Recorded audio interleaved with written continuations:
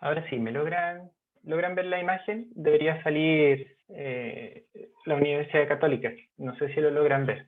Quisiera que me confirmaran. Sí, doctor, se ve perfectamente. Bueno, entonces lo que vamos a hacer hoy, en estas 2 horas, espero no aburrirlos con las presentaciones, vamos a hablar de 2 cosas. Lo primero es hacerles una introducción acerca de lo que es la tomografía computada, enfocada básicamente en urgencias abdominales. Hay una primera parte en que vamos a conversar primero de los fundamentos de tomografía computada, cómo se forma la imagen, luego, muy cortito eso sí, segundo, algunos tips para poder leer una tomografía computada por aquellas personas que no son expertas, es decir, aquellos que no son radiólogos, que no hayan tenido un entrenamiento formal en esta área. Y después vamos a hablar un poquitito de las ventajas que tiene la tomografía computada por sobre algunas otras técnicas para poder evaluar radiológicamente el abdomen.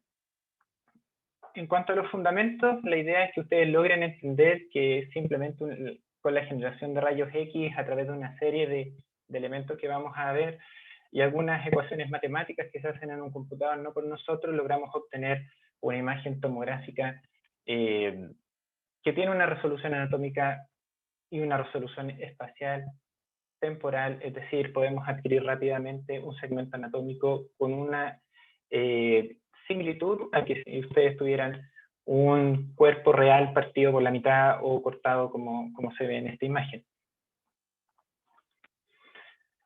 No podemos dejar de mencionar a estos dos personajes, Godfrey Hounsfield y don Alan Cormack. Los dos son ganadores del premio Nobel en fisiología y medicina en el año 79, básicamente porque ellos fueron los creadores de lo que hoy en día conocemos como tomografía computada. Hounsfield fue el hombre que ideó la máquina, la forma como adquirir las imágenes a través de rayos X continuos en forma circular. Y el otro doctor que les había presentado fue el que resolvió el problema matemático. Por lo tanto, ambos ganaron el premio y lograron obtener por primera vez en el año 1971 la primera imagen de tomografía computada cerebral. Si ustedes se dan cuenta, la máquina que tienen acá es básicamente una cosa muy arcaica, es una caja cuadrada con una mesa donde solamente cabe la cabeza de una persona. Y lograron identificar un tumor cerebral frontal derecho. Después de eso, si se dan cuenta, ha ido progresando y 8 años después reciben el premio Nobel. Así que a estos dos caballeros hay que agradecerles la presencia de la tomografía computada en nuestro mundo. Ahora, ¿cómo se compone una sala de tomografía computada? Tenemos la máquina que emite los rayos X con un orificio que es bastante más grande que la que habíamos visto anteriormente. Eso le damos el nombre de gantry, donde hay un sistema rotatorio de emisión de rayos X en forma circular, es decir, en 360 grados. Tenemos una inyectora automática en el cual podemos poner el medio de contraste a través de una jeringa llega al paciente. Tenemos obviamente material de enfermería, un carro de paro para asistir a los pacientes en caso de que se requiera alguna otra cosa. Tenemos todos los aditamentos propios de un hospital, oxígeno, aspiración, aire, a presión, etc. Y finalmente la mesa del paciente, que es donde se ubica a la persona que posteriormente va a entrar a este gante para poder ser sometida a la tomografía computada. ¿Y qué es lo que sucede adentro? Básicamente el paciente entra a este gantry y al interior hay un tubo de rayos X que va dando vuelta en 360 grados en forma permanente, es decir, nos va cortando a nosotros en los diferentes segmentos de nuestro cuerpo, es decir, nos va haciendo una radiografía en 360 grados mientras este tubo de rayos X da la vuelta y nos va cortando virtualmente como si fuéramos un pan de molde o como si fuéramos alguna pieza de alimento que nos van cortando en diferentes lonjas. Para que finalmente nosotros, a través de una serie de algoritmos matemáticos, es decir, desde esta generación de rayos X que interactúa con este paciente, es decir, hay rayos X que se van a absorber, otros que se van a dispersar, otros que van a atravesar, estos van a llegar a un receptor, esto todo dentro de la máquina de rayos X, va a pasar a un computador donde por ecuaciones matemáticas se miden las densidades de los diferentes puntos que ustedes están viendo a través de la transformada de radón, y este computador finalmente proyecta la imagen en una pantalla y nos define qué puntito, qué densidad tiene cada puntito que logró adquirir dentro de esta vuelta de rayos X, lo distribuye en el espacio, lo distribuye en el tiempo y nos da una imagen prácticamente exacta a cómo somos por dentro. Ahora, tips para ustedes. Yo sé que hay muchos estudiantes de medicina en esta audiencia. Les voy a enseñar algunos tips de cómo se lee una tomografía computada o cómo mirarla. Primero, hay que asumir que en radiología estamos medios al revés. Lo que está arriba y lo que está abajo van a ser realmente el aspecto anterior del cuerpo, y lo que está abajo de la imagen va a ser el aspecto posterior, es decir, para acá está el abdomen, la cara anterior, el esternón, y acá atrás vamos a tener la región dorsal, la región lumbar, la región glútea, la cara posterior de nuestro cuerpo. Y en el otro eje, en el eje transversal, y aquí es donde somos medios al revés, y es una convención internacional, lo que está a la izquierda de ustedes va a ser la derecha del paciente, y lo que está a la izquierda de ustedes, perdón, a la derecha de ustedes va a ser el lado izquierdo del paciente. Es decir, nosotros estamos mirando a este paciente desde abajo hacia arriba. Es como si ustedes pusieran un paciente en una camilla y lo miran desde los pies, no desde la cabeza. Por lo tanto, vamos a estar invertidos, anterior y posterior, arriba abajo en la imagen, y derecha e izquierda es al revés. Simplemente lo que está a la izquierda de ustedes mirando de frente a la pantalla es la derecha del paciente, y lo contrario al otro lado. Ese es el primer tip que tienen que entender para poder comprender dónde están ubicadas las alteraciones que vamos a ver más adelante. El físico Hounsfield, junto con el doctor que lo acompañaba, lograron definir cuál era la densidad que tenía cada uno de los elementos propios de un cuerpo, independiente que sea un cuerpo humano o no. Hoy en día existen tomografías computadas de momias, de perros, de animales grandes, animales chicos, lo que ustedes quieran. Todo se puede analizar con rayos X a través de la tomografía computada. Por lo tanto, ellos crearon un número tomográfico o unidades de Hounsfield que nos van a decir a qué corresponde o a qué elemento y qué densidad tiene este elemento, dependiendo del brillo o cuán blanco o cuán negro ustedes lo vean en la pantalla. Por ejemplo, todo lo que ustedes vean negro, completamente negro, como lo que rodea al paciente, como lo que está dentro de los pulmones, va a ser aire. Hay otras cosas que son un poco más densas, es decir, no tan negras como esto que está aquí, que es la grasa subcutánea, la grasa intermuscular. Vamos a tener líquido, que en este caso vemos solamente aquí en el líquido cefalorraquídeo. Vamos a tener una densidad propia muscular, vamos a tener una densidad propia o un color en la escala de grises que va a ser de algún órgano que se está realzando, como por ejemplo el miocardio, que está recibiendo contraste endovenoso, el hueso y el metal, que básicamente nos va a dar mucho artefacto y se va a ver como un punto blanco, como una especie de estrella. Por lo tanto, cada una de estas densidades va a corresponder a un número CT, y nosotros vamos a poder distinguir los diferentes elementos anatómicos dentro de un cuerpo humano. Por lo tanto, aquí viene otro concepto: cómo se distribuyen esta escala de grises o estos números tomográficos. Nosotros esto está asignado, le damos un valor 0 al agua, es decir, vamos a tener todo lo que se vea en un tono gris intermedio, como está en la imagen anterior, es decir, esto que está acá, va a corresponder a un número 0 en la escala de grises de la tomografía computada, y todo lo que supere este número CT o esta densidad, es decir, se vuelve cada vez más blanco, nosotros le vamos a decir en tomografía computada que es hiperdenso, y todo lo que tenga una densidad menor y un número menor, es decir, se vaya convirtiendo más hacia el color negro, le vamos a decir que es hipodenso, es decir, tiene menor densidad que el agua. Ahora, denme un segundo, por favor.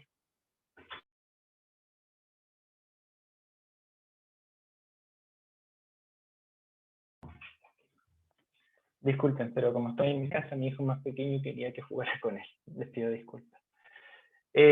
Por lo tanto, con estos números Hounsfield, nosotros vamos a definir muchas ventanas dentro de la tomografía computada. La que ustedes tienen que conocer son estas 4, que son las más importantes. Primero está la ventana de partes blandas, donde vamos a poder todos los órganos que están realzados con su densidad habitual, muy parecida a la adquisición original.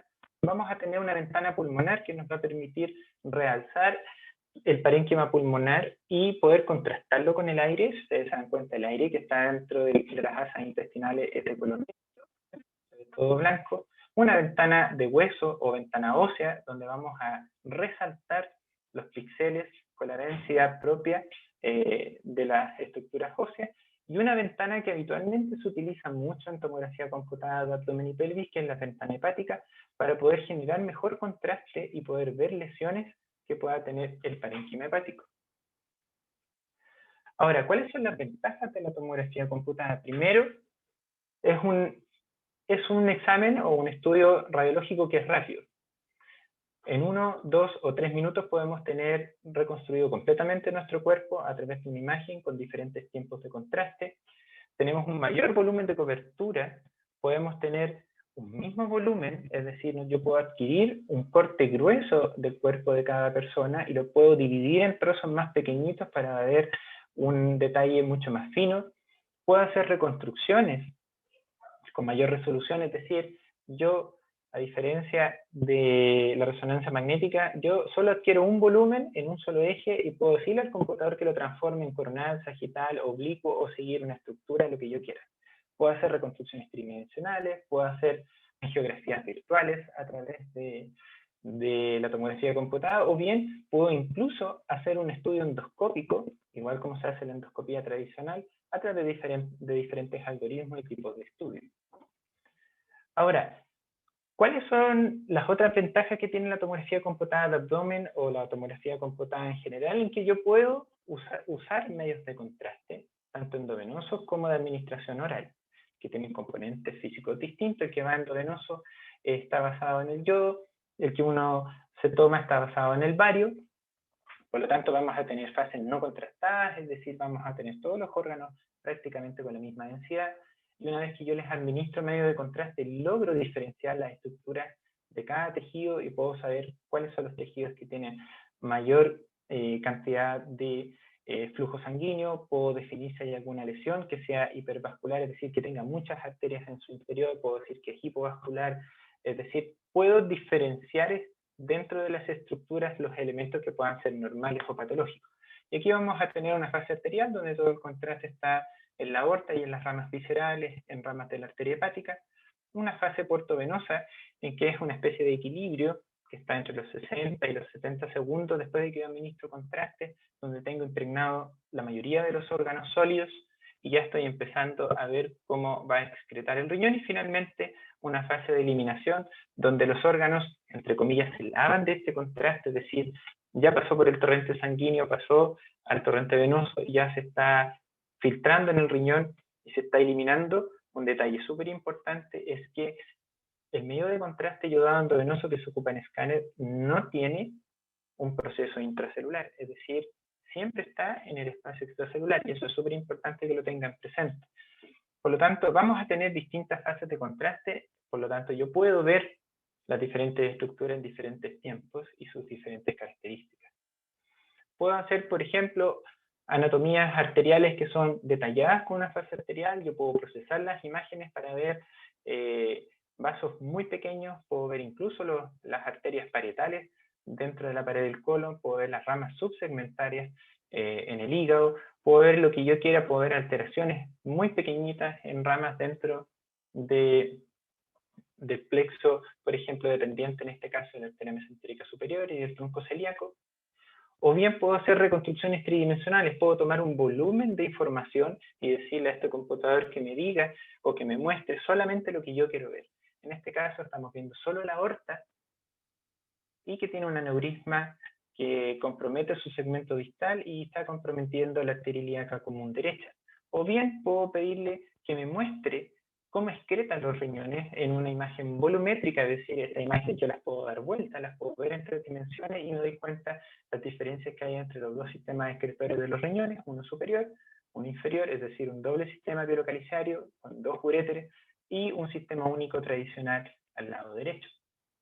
Y como yo les contaba, también podemos hacer imágenes virtuales, puedo hacer una endoscopía, puedo tomar simplemente los píxeles del aire que está dentro del colon y decirle que me los muestre. Y yo puedo, a través de un proceso virtual, empezar a viajar por dentro del colon y empezar a mirar todos los segmentos, mirar la superficie de la mucosa, mirar la superficie de las arterias, por ejemplo, cuando uno hace una evaluación de las venas pulmonares o de las arterias pulmonares para poder mirar sus características y cuáles son las lesiones que hay en la superficie parietal. Por lo tanto, a modo de resumen, la tomografía computada nos da muchas ventajas. Una vez que ustedes adquieren la imagen, va a ser generada a través de un tubo de rayos X que da vuelta y que nos corta en pedacitos. Este equipo va a tomar toda esa información y a través de un algoritmo matemático va a tomar cada píxel, cada entidad y nos va a formar una imagen. Esta imagen puede modificarse si yo cambio las ventanas, o le agrego o no le agrego medio de contraste endovenoso o medio de contraste oral.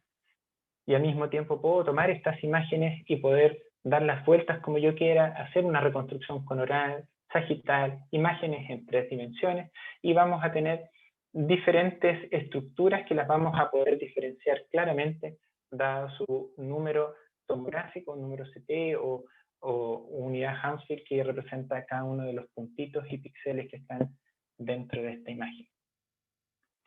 Ese era algo cortito que quería comentarles, quería mostrarles esta pequeña presentación para pasar a la segunda parte. No sé si alguien tiene alguna pregunta antes de pasar a la siguiente presentación.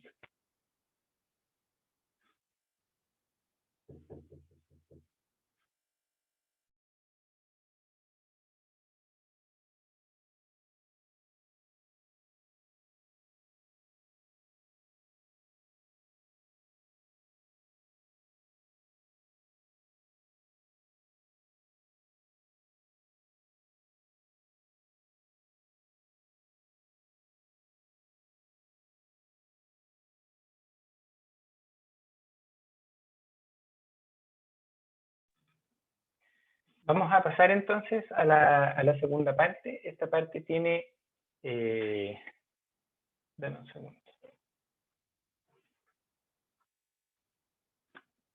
Esta tiene una parte interactiva que me gustaría que todos pudieran participar. Les voy a dar las instrucciones en su momento para que podamos ver cuánto han aprendido en la presentación un poco más adelante.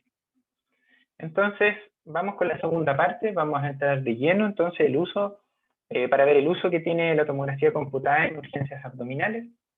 ¿Cuál es nuestra hoja de ruta? ¿Cuáles son los objetivos de esta presentación? Primero, vamos a ver qué tipo de imágenes vamos a usar en urgencias abdominales. ¿Sirve todo? ¿No sirve? Vamos a ver cuáles son las que sirven en abdomen agudo y en realidad, ¿qué le pido? ¿Qué estudio voy a solicitar? ¿Cómo voy a evaluar radiológicamente el abdomen agudo? Y después les voy a mostrar algunos signos claves en tomografía computada para poder después mostrarle caso y que ustedes me vayan diciendo qué es lo que van viendo a través de alguna sesión interactiva. Así que espero que puedan participar. Entonces, aquí viene una gran pregunta, el abdomen agudo. Yo creo que todo el mundo en el servicio de urgencia, cuando recién parte, uno dice, ¿qué estudio le solicito? ¿Estará bien una radiografía? ¿Estará bien una eco? ¿O le pido resonancia? ¿O le pido una tomografía computada? ¿O mejor no le pido nada, solo exámenes de sangre y lo examino? Ahora, si ya decidí qué es lo que voy a hacer, ¿cómo lo solicito? ¿Qué tengo que poner en la orden? Y después, lo más importante, si no tengo el radiólogo a mano, o no tengo a alguien experto o que pueda interpretar adecuadamente un examen radiológico, ¿cómo lo puedo interpretar rápidamente para poder llegar al diagnóstico de mi paciente? Y aquí tienen que acordarse siempre que las modalidades de estudio en radiología básicamente las dividimos en dos grandes. Aquellos que tienen uso de rayos X y aquellos que no tienen uso de rayos X. La más tradicional y la más antigua de todas, desde que Röntgen hizo la primera radiografía, es el uso de una radiografía simple, llámese radiografía de tórax, radiografía de abdomen, la radiografía que ustedes quieran solicitar, Luego tenemos la generación de la tomografía computada desde el año 70, 69, 70, que se empezó a trabajar hasta los tomógrafos hoy en día que tenemos, que se pueden incluso fusionar con otros estudios para poder hacer imágenes híbridas. Tenemos el ultrasonido, que en el mundo existe desde el año 78, 79, si mal no recuerdo, en el cual podemos rápidamente evaluar un abdomen o cualquier segmento corporal que nos permita hacer un estudio ultrasonográfico. Y finalmente tenemos la resonancia magnética, que hoy en día, en el contexto de urgencia, se ha ido relegando básicamente a algunos exámenes que puedan ser o no prioritarios, como es la resonancia magnética encefálica para el estudio del accidente vascular encefálico. El resto de los usos va a depender del centro, si es un centro grande o pequeño, básicamente tiene un costo mayor y no está asequible para todas las personas, pero sí, habitualmente en los centros donde hay servicios de radiología, los rayos X, el ultrasonido y la tomografía computada deberían estar disponibles fácilmente. Ahora, el abdomen agudo, ¿cómo lo estudio? Simplemente llega un paciente, ustedes lo examinan y van a tener una idea de lo que está sucediendo con él. Pero básicamente, si el paciente tiene un abdomen agudo que pueda tener resorte quirúrgico, la opción de poder examinarlo adecuadamente va a ser difícil, van a tener un abdomen en tabla, van a tener un abdomen difícil de examinar si no tiene una buena analgesia este paciente. Por lo tanto, el tipo de estudio que ustedes quieran pedir va a depender del diagnóstico diferencial. Ahora, si yo les pregunto a ustedes, ¿cuál es el diagnóstico diferencial del dolor abdominal dependiendo del segmento abdominal que queramos estudiar, si es la región central, el epigastrio, los cuadrantes, los flancos, las fosas ilíacas? Yo creo que podríamos estar una semana hablando, básicamente, de la semiología abdominal, y los diagnósticos diferenciales son parte de 6 meses o de un año de estudio dentro de la carrera de medicina.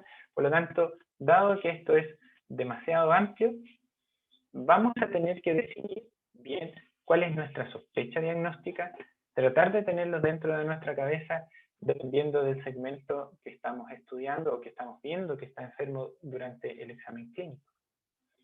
Entonces, para poder resolverlo rápidamente en el servicio de urgencia, el abdomen agudo es casi igual a pedir una tomografía computada. La radiografía de abdomen simple, hoy en día, con buenos ojos, no tiene una resolutividad mayor al 30-35%. Tiene muchos falsos negativos, tiene muchos falsos positivos, por lo tanto, el riesgo de poder definir o decidir ir a la parotomía o ir a operar a un paciente por sospecha de abdomen agudo quirúrgico solo con la radiografía tiene un alto porcentaje de la parotomía flanca o que jamás debieron haberse operado. Entonces, ¿por qué el abdomen agudo se tiene que evaluar con tomografía computada? Primero, nos confirma el diagnóstico, saber si es un abdomen agudo médico o quirúrgico. Segundo, define la severidad que pueda tener la patología, nota el riesgo potencial de poder morir o complicarse nuestro paciente, nos dan una información anatómica relevante, es decir, no es lo mismo decirle a un cirujano, sabes que este paciente tiene una apendicitis aguda, a decirle el apéndice está inflamado, está ubicado en situación retrocecal ascendente, la punta está pegada a la vesícula o está pegada al lóbulo hepático derecho, porque ya va a tener que modificar su forma quirúrgica, va a tener que planificarlo de una manera distinta y al mismo tiempo va a resolver algunas situaciones que son especiales, es decir, es posible hacer un diagnóstico sencillo como una apendicitis aguda u otra patología inflamatoria, pero además nos va a dar todas las complicaciones que pueda tener, tanto vasculares como compromiso de órganos adyacentes. Ahora, ¿cuál es la excepción a la regla? Toda la vida tiene una excepción. Por favor, no indiquen nunca una tomografía computada de abdomen y pelvis por sospecha de abdomen agudo en niños. Un niño, por su tamaño y sus características fisiológicas, perfectamente puede ser estudiado por ecografía. En las embarazadas pasa exactamente lo mismo. Acuérdense que hay un binomio que es madre-hijo, hay un niño que está en desarrollo, por lo tanto, cualquier dosis de radiación que ustedes le puedan dar, independiente que los estudios hoy en día dicen que la cantidad de radiación que llega a un feto inútero es mínima, es decir, no generaría daño, hay que acordarse que hay dos tipos de efectos radiológicos en el cuerpo humano, uno que podemos predecir, que depende de la dosis, y otro que es impredecible y que puede generar daño celular irrecuperable.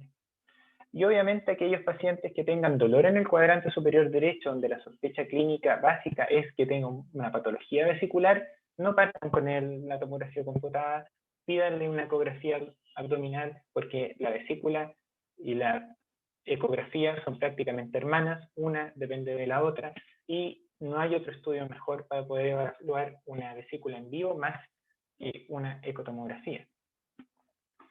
Ahora, una vez que ya decidimos que vamos a hacer una tomografía computada en este paciente adulto con un abdomen agudo, viene la segunda pregunta. ¿Le pido solo abdomen o le pido abdomen y pelvis?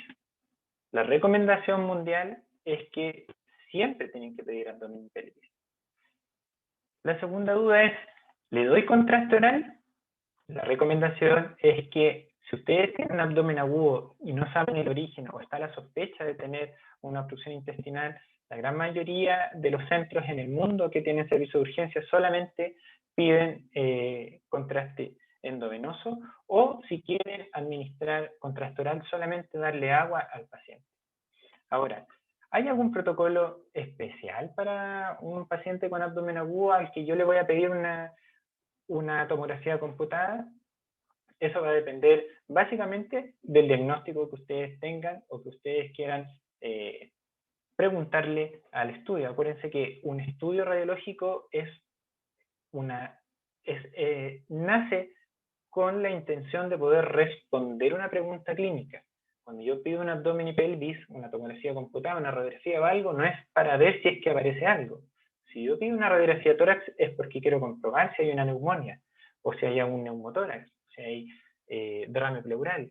Si yo pido una radiografía, una tomografía computada de abdomen y pelvis, es porque estoy sospechando una apendicitis o una perforación de víscera hueca o alguna otra cosa. No es para ver lo que hay, no es al azar. Uno va y lo hace en forma dirigida. Por lo tanto, como yo les decía, dado que el diagnóstico diferencial es tan amplio, siempre pidan tomografía computada de abdomen y pelvis. Acuérdense que hay mucha signología clínica y mucha sintomatología que es referida. Acuérdense siempre que la irritación del diafragma va a doler los hombros. Acuérdense que una disección aórtica puede tener dolor intercostal, o puede tener dolor interescapular, etcétera. Pueden pasar muchas cosas. Acuérdense bien que el sangrado de origen genital, es decir, como por ejemplo un embarazo ectópico roto, va a doler el hombro, no necesariamente va a doler la cavidad abdominal. Decidir si es con contraste oral o con contraste endovenoso, por favor, en el contexto de urgencia, no usen contraste oral, salvo que tengan un paciente hospitalizado que está recién operado de una manga gástrica o le hicieron una gastrectomía y ustedes tienen la duda si la sutura está dehiscente y está abierta hacia el peritoneo, ahí pueden usar contraste oral, sería la única indicación. No hay otra indicación para usar contraste oral. Siempre usen contraste endovenoso para poder ver adecuadamente las características de los órganos y sobre todo en trauma para ver si hay sangramiento activo. Ahora, si no tienen claro cuál es el diagnóstico y ustedes piden una tomografía computada de abdomen y pelvis por sospecha de abdomen agudo, les recomiendo que por último pongan sospecha de apendicitis o abdomen agudo probablemente médico, y así el tecnólogo o la persona que va a realizar el examen va a hacer un protocolo estándar que incluye dos fases, una que es la portovenosa, donde están los órganos ya con impregnación del medio de contraste endovenoso en forma homogénea, y otra tardía para ver si efectivamente hay excreción renal. Entonces, si ustedes ahora tienen el diagnóstico preciso, una sospecha clínica muy segura, vamos a usar algunos protocolos especiales, y dentro de ellos tenemos, por ejemplo, sospecha de un cólico renal, hacemos simplemente un pilotat, que es una tomografía computada de abdomen y pelvis sin contraste. Solamente se adquiere la imagen para buscar si hay alguna piedrita por ahí dando vuelta en el sistema urinario. Ahora, si ustedes tienen dolor abdominal y no saben si es una apendicitis, una diverticulitis o una obstrucción, pueden usar agua que tome el paciente para poder usar un contraste negativo que se obtiene cuando uno administra agua y logra distender las asas intestinales.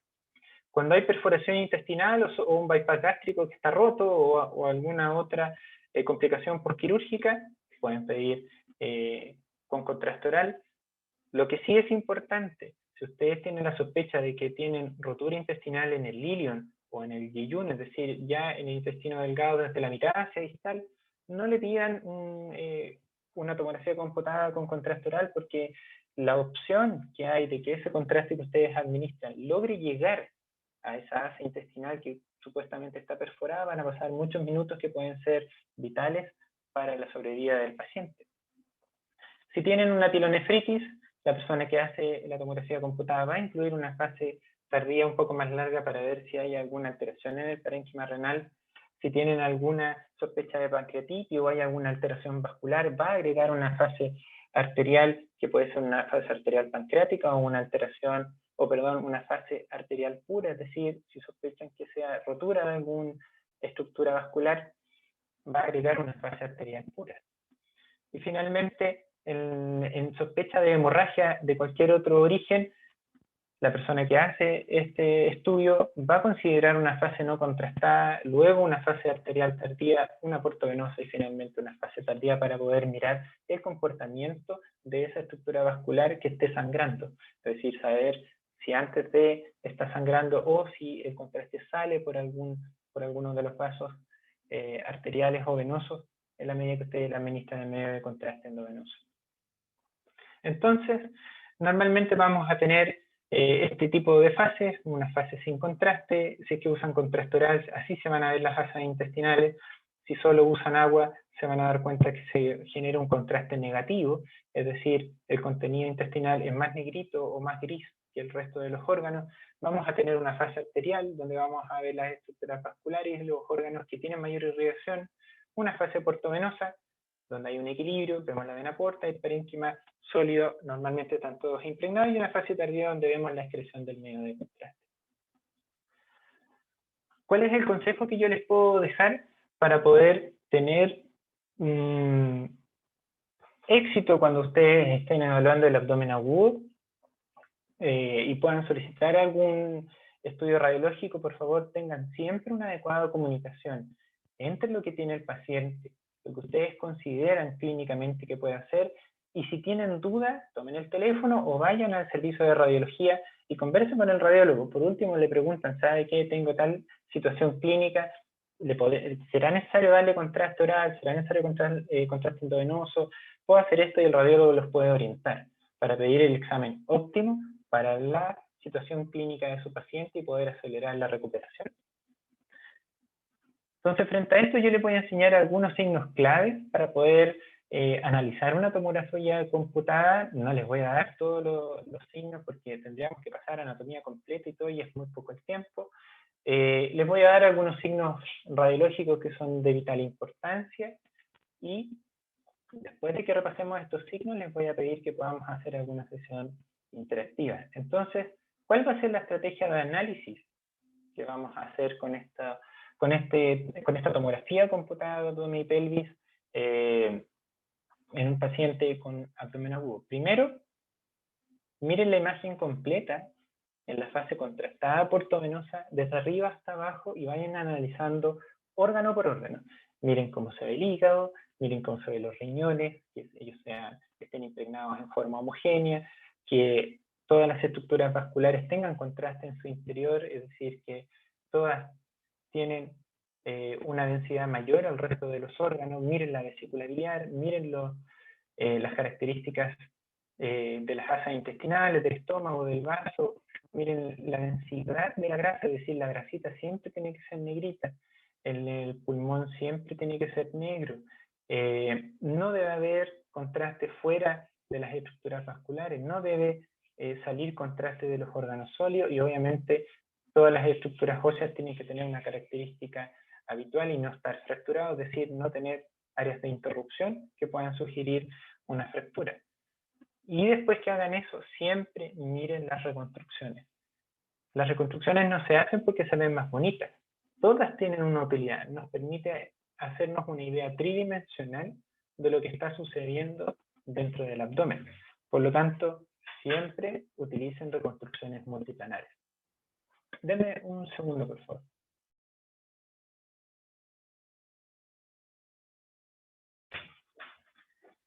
Perdón, pero estoy en un lugar donde pasa mucha gente. Luego de que ustedes han analizado segmento por segmento su tomografía computada, obviamente ustedes tienen una ventaja frente al radiólogo, y es que ustedes saben lo que le está pasando al paciente. Ustedes lo examinaron, ustedes dicen, aquí está el dolor, está cerca del ombligo, está en la región suprapúbica, está en las fosas ilíacas, está en el flanco derecho, en el hipocondrio, etc. Y ustedes pueden ir a mirar específicamente ese lugar. Y aquí es donde ustedes tienen que tener atención en lo que sucede alrededor de los órganos y la densidad que tiene la grasa. La grasa que rodea los órganos que están dentro del abdomen siempre tiene que tener un tono de gris, es decir, un tono negrito parecido al de la grasa subcutánea. Si ustedes miran alrededor, es muy parecido, y si ponen mucha atención alrededor de esta asa intestinal, que yo sé que es una asa porque tiene gas en su interior, hay un área que tiene una densidad intermedia, no alcanza a ser una estructura vascular, no es un músculo, no es la pared intestinal, sino que se ve como si estuviera sucio o cochino. Esto que ustedes están viendo acá es lo que nosotros denominamos alteración de la densidad de la grasa, y eso siempre los tiene que orientar a que el problema está ahí. Puede ser de origen inflamatorio, puede ser de origen infeccioso, puede ser traumático, el origen que sea. Pero la alteración de la grasa nos va a decir que ahí hay un problema y tenemos que ir a buscarlo en forma dirigida. Lo otro es la presencia de gas fuera de las asas intestinales. Dentro del abdomen estamos llenos de gas, pero ese gas está metido dentro de un tubo, que es el tubo gastrointestinal. Si ustedes se dan cuenta, nosotros en estricto rigor somos órganos huecos. Tenemos un hoyo arriba, que es la boca, pasa por todo el tubo digestivo y sale por el ano. Es decir, si a nosotros nos estiraran, seríamos prácticamente un cilindro con un tubo adentro. Por lo tanto, ese gas nunca debe entrar a las cavidades de nuestro cuerpo, es decir, no tiene que entrar a la cavidad peritoneal, ni tiene que estar disperso en ninguna otra parte, solamente donde corresponde. Lo mismo que pasa con la vía aérea. La vía aérea tiene el aire, entra, llega al pulmón y sale. No debería estar en el espacio pleural, ni entre las células del pulmón, ni entre los músculos, ni en ninguna parte. Siempre que haya aire dentro de alguna cavidad de nuestro cuerpo, eso es patológico. Por lo tanto, si ustedes miran esta imagen, que es una imagen no contrastada, rápida, de un paciente que venía con dolor abdominal, todas estas rayas que ustedes ven es solamente artefacto porque tenía el brazo abajo, y es porque el haz de rayos X al chocar con los brazos que están abajo choca con el hueso y genera una radiación dispersa, que son estas rayitas que ustedes ven acá. Esto que está aquí es una sonda que le pusieron al paciente porque tenía dolor abdominal, y lo primero que nos debe llamar la atención es que hay una distancia muy grande entre el borde anterior del hígado y la pared abdominal anterior. Si nosotros miramos la primera diapositiva que yo les mostré, se dan cuenta que el hígado prácticamente toca la pared abdominal anterior, hay un poquito de grasa entre medio, pero no hay ningún otro espacio. Y si ahora ustedes ponen mucho mejor atención y empezamos a cambiar la ventana, es decir, para ver el abdomen, usamos una ventana para ver el aire o una ventana pulmonar, nos damos cuenta que existe aire fuera de las asas intestinales, rodeando la cara anterior del hígado. Esta es una asa intestinal normal y se dan cuenta que todo esto que está aquí es una gran bolsa de aire, que básicamente tiene la misma densidad de lo que está adentro de las asas intestinales, y cada vez que ustedes vean esto, esto es sinónimo de que hay una asa intestinal perforada. La única forma de que puede llegar aire a la cavidad peritoneal son dos. Una, o nos perforan la pared abdominal, es decir, la presión de aire del exterior entra a la cavidad abdominal, o bien se rompió una asa intestinal y esa asa intestinal dejó salir el aire que tenía en su interior. Que en estricto rigor no se debería denominar aire porque puede ser cualquier cosa, no tiene la misma composición del aire que respiramos, por lo tanto le llamamos habitualmente gas. Puede tener metano, puede tener lo que a ustedes se les ocurra, considerando el tipo de bacterias intestinales que podemos tener y que producen distintos gases. Por lo tanto, esto que está aquí es un signo bastante ominoso, eso significa que hay algo roto, que hay algún asa intestinal o de colon o la cámara gástrica está rota, y eso significa que hay que ir a mirar dónde está este orificio, por lo tanto tiene que ir a cirugía. Ahora, si nosotros combinamos las dos cosas, si nosotros combinamos la presencia de gas, aunque sea muy poquitito, fuera de las asas intestinales y agregamos los cambios en la densidad y nos damos cuenta que hay un par de burbujas de gas que están fuera del asa intestinal, ya podemos asumir que hay una rotura de víscera hueca, por lo tanto, este paciente va a tener que ir prácticamente al pabellón para poder ser operado, y en este caso era una diverticulitis aguda perforada, que lo vamos a ver más adelante. Y el otro signo que les quiero mostrar es la presencia de líquido libre. Acuérdense siempre que dentro de la cavidad abdominal están las asas intestinales, están los órganos, están las arterias, está todo, pero no deberíamos tener líquido flotando. Nosotros tenemos una cantidad mínima de líquido acítico que vamos recambiando día a día, pero que no deberíamos verlo en la tomografía computada. Entonces, ¿qué es lo que sucede aquí? Nos empezamos a dar cuenta que hay algunas áreas con una densidad que es distinta al resto de los órganos y al resto de la grasa. Esta densidad corresponde al agua, o al líquido, en realidad no es agua propiamente tal, sino que simplemente tenemos 20 unidades de Hounsfield o número CT. Seguimos mirando y curioso, tenemos en el decúbito otra densidad, es decir, tenemos 60 unidades de Hounsfield, es decir, que la densidad que hay en este líquido versus este otro son totalmente distintos. Esto tiene elementos sólidos. Para que ustedes sepan esto, probablemente va a terminar siendo sangre. Seguimos mirando un poquito más arriba nuestra pelvis y nos damos cuenta que este líquido está rodeando las asas intestinales, y cuando vemos la reconstrucción nos damos cuenta que en realidad está distribuido por todo el abdomen y la pelvis. Hay líquido alrededor del hígado, alrededor del vaso que aquí no se alcanza a ver, entre las asas intestinales, entre las hojas del mesenterio. La densidad de la grasa ha cambiado, ya no es negrita, tenemos mucha alteración de la densidad, por lo tanto aquí hay un proceso inflamatorio intraabdominopelviano que, si nosotros consideramos que a nivel de la pelvis tiene una densidad mayor, posiblemente sea sangrado de alguno de los órganos que están en esa localización. Así es que siempre acordarse, alteración de la densidad, el aire fuera del abdomen, o bien alteración de la distribución del líquido dentro de la cavidad abdominopelviana. Así que ahora yo les voy a pedir por favor que hagan con sus teléfonos o con sus dispositivos móviles o con algo, puedan entrar a esta página que se llama www.menti.com. Lo pueden hacer con su teléfono y les va a dar una pantalla donde dice introducir un código, y les pido por favor que ingresen ese código.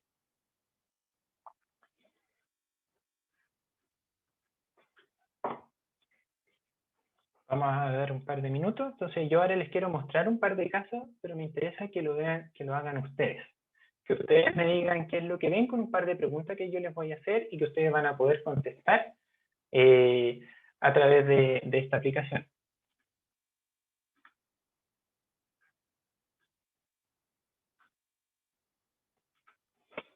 Voy a anotar en el chat el código de todas maneras.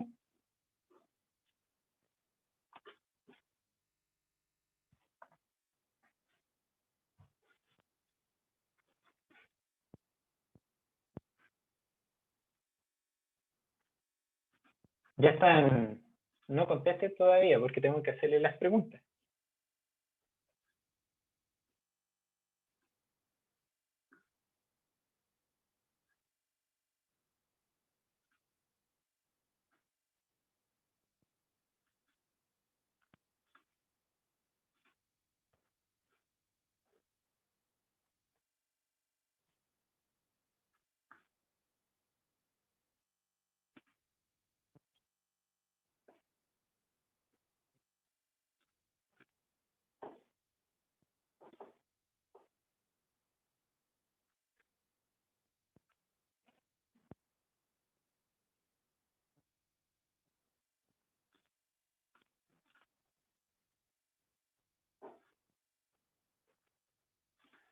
Ya, parece que ya están todos. Vamos a hacerlo primero.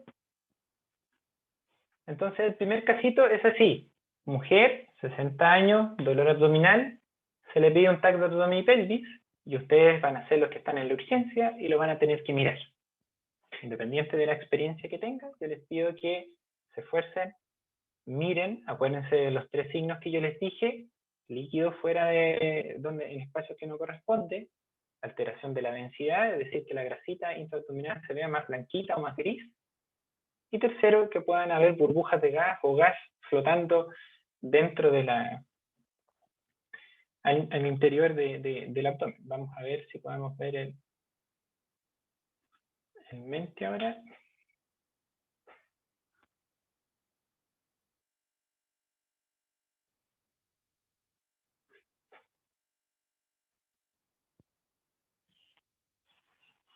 Han contestado 8 personas. Vamos en 10.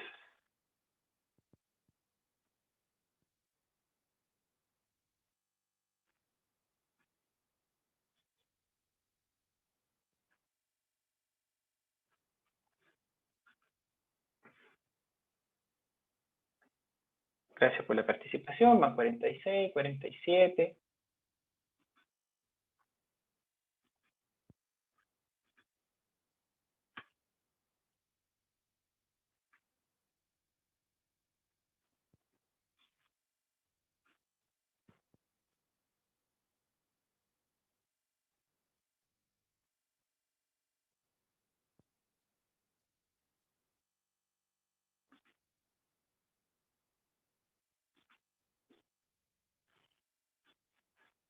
Les voy a ir mostrando los resultados.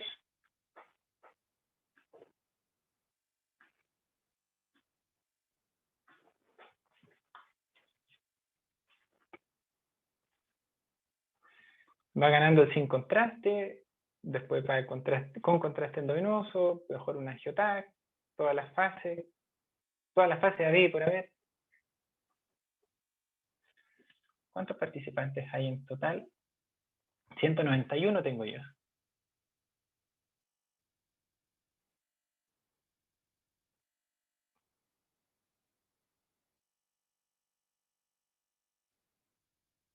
Ok.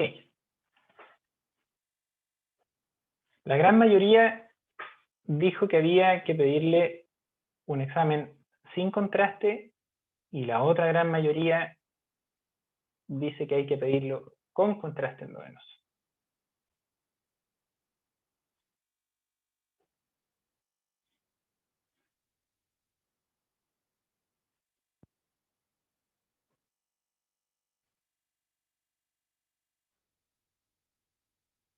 Muy bien, está casi la mitad de la audiencia respondiendo.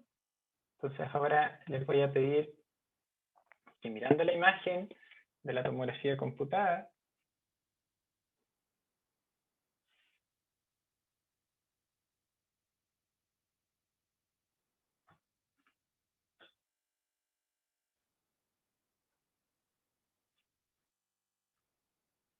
puedan responder la siguiente pregunta.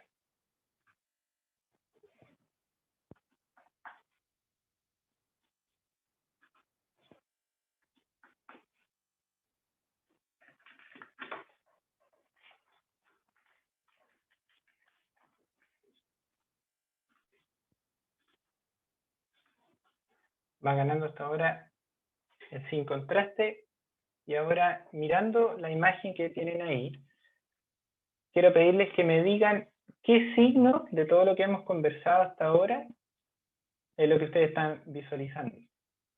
Dice gas extraluminal o neumoperitoneo, aumento de la densidad, líquido libre, todas las anteriores.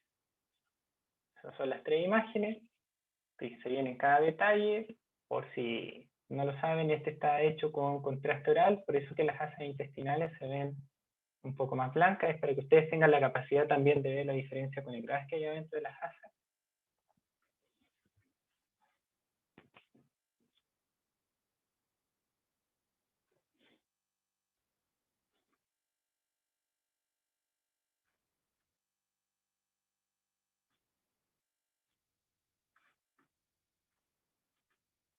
Les voy a mostrar la imagen de nuevo para que sepan lo que están viendo.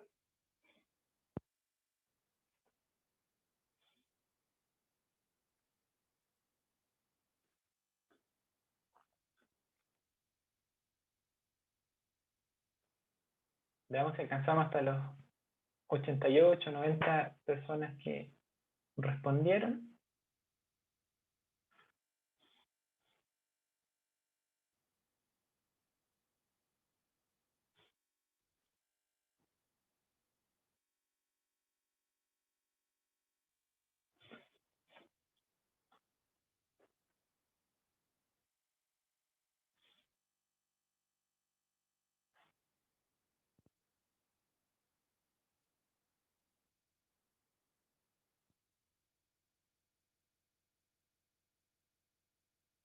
Vamos en 74 personas, 75,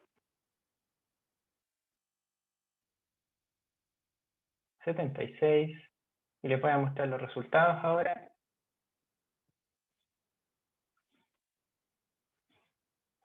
Los resultados hasta ahora, hay una pelea bastante grande entre la presencia de gas extraluminal o neumoperitoneo y el aumento de la densidad. Hay una minoría que escoge el líquido libre como signo que se visualiza en la tomografía computada y otros dicen que se ven todas, las tres cosas. Voy a volver a mostrar la imagen. Les puedo adelantar o les puedo ayudar diciendo que hay solo uno de los tres signos.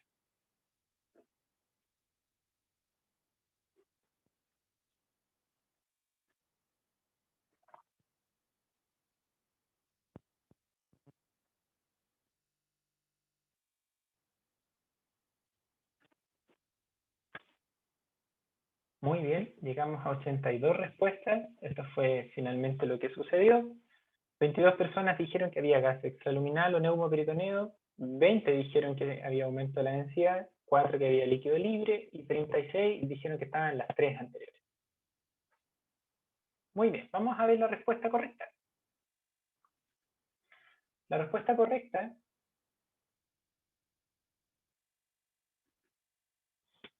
finalmente es el aumento de la densidad.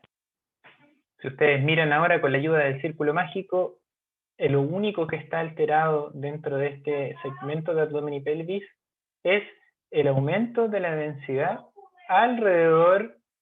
Denme un segundo, por favor. Está mi hijo más pequeño. Denme un segundo.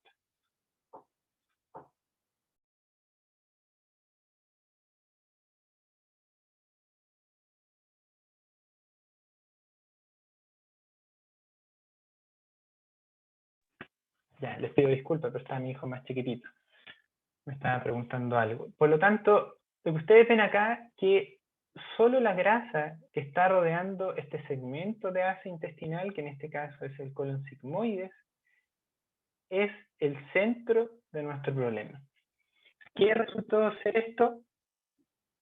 Finalmente, esto fue una diverticulitis aguda. Esta paciente tenía dolor abdominal, es una paciente que tenía 60 años. ¿Y qué es la diverticulitis? Por si alguno no lo conoce.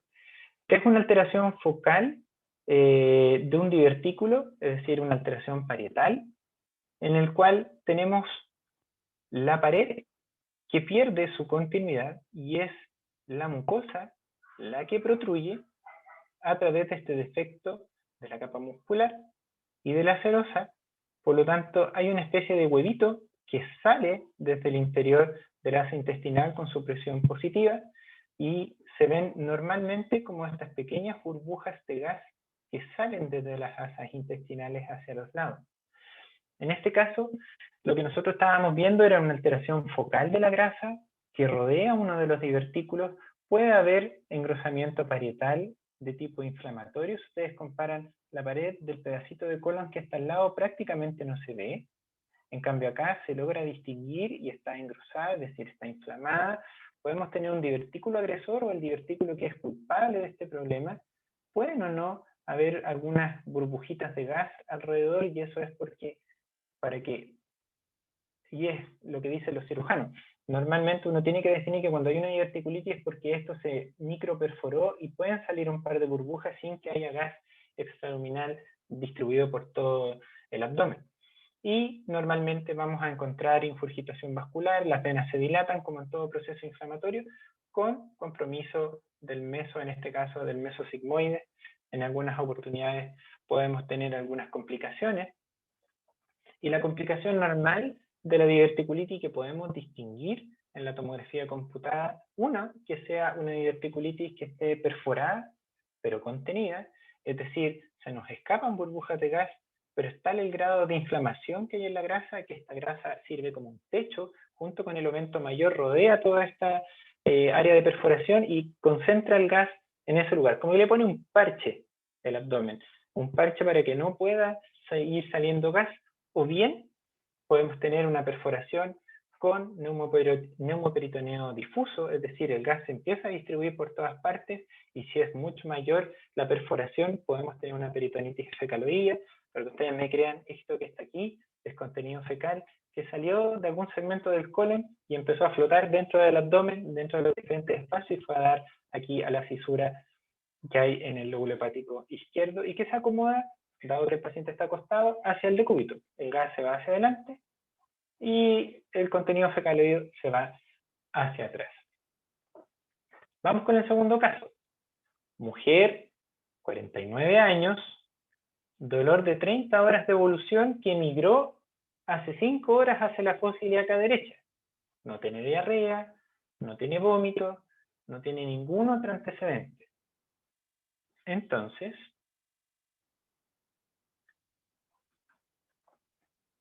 vamos a mirar las imágenes.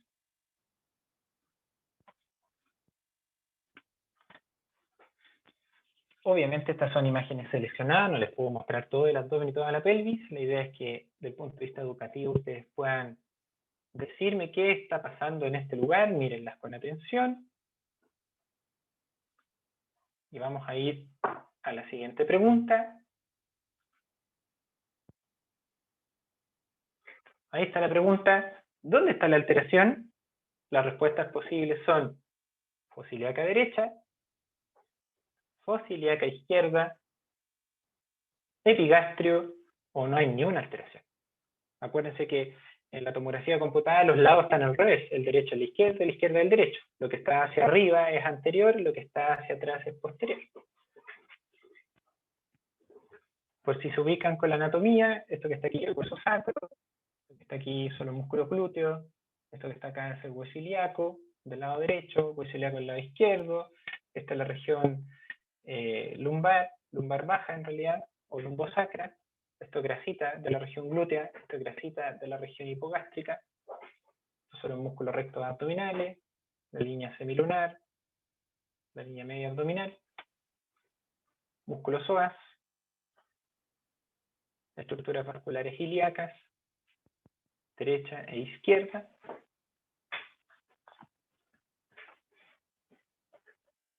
Van 17 personas que han respondido. Me gustan estas respuestas porque al menos la opción de no hay alteración no ha recibido ninguna respuesta y es lo mejor, lo que me pone más contento. Están aprendiendo a observar. Comparen un lado con el otro.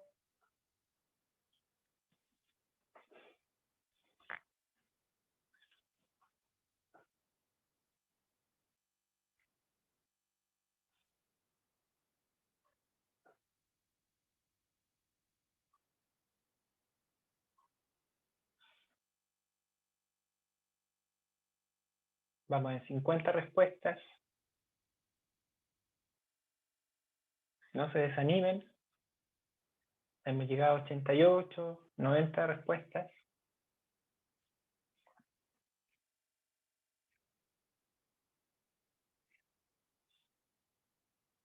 Acuérdense de la historia clínica. Dolor que migró hacia la fosa ilíaca derecha. No tiene ningún antecedente. Dolor abdominal. La sospecha clínica, acuérdense que es súper importante.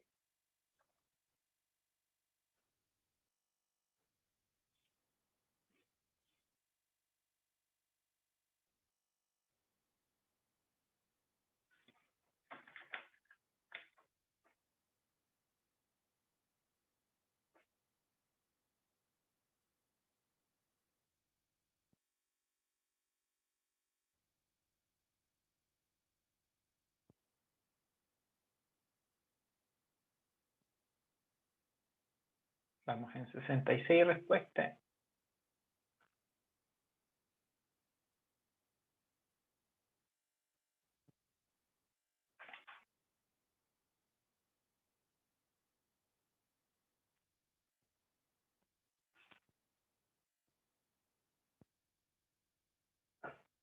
Vamos en 70. Voy a colocar el resultado ahí en la pantalla para que lo vean.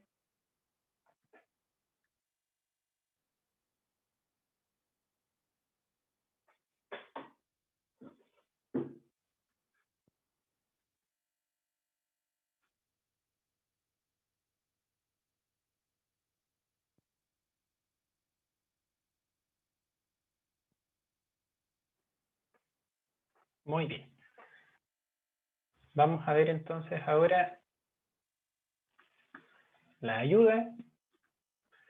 Ahí estaba el gran problema. La historia que tenía esta paciente es una historia clásica dentro de la medicina. Los grandes cirujanos decían que si está esta sintomatología y tenía los signos clínicos clásicos de un abdomen agudo, con un abdomen en tabla, con signo de lumbar o dolor de rebote, específicamente localizado en la fosa ilíaca derecha o en el flanco derecho, este paciente tenía que operarse antes de que saliera el sol o antes de que se escondiera el sol, porque se nos iba a complicar. Esto es la época pre-tomografía computada. Por lo tanto, la alteración que estamos viendo está en la fosa ilíaca. Si ustedes se dan cuenta, este es el hueso ilíaco, por lo tanto, esta es la fosa ilíaca. Estamos al lado derecho. Y la alteración que se ve está alrededor de alguna estructura redondeada que vive aquí en la fosa ilíaca, que nace del ciego, con mucha alteración y aumento de la densidad del tejido adiposo.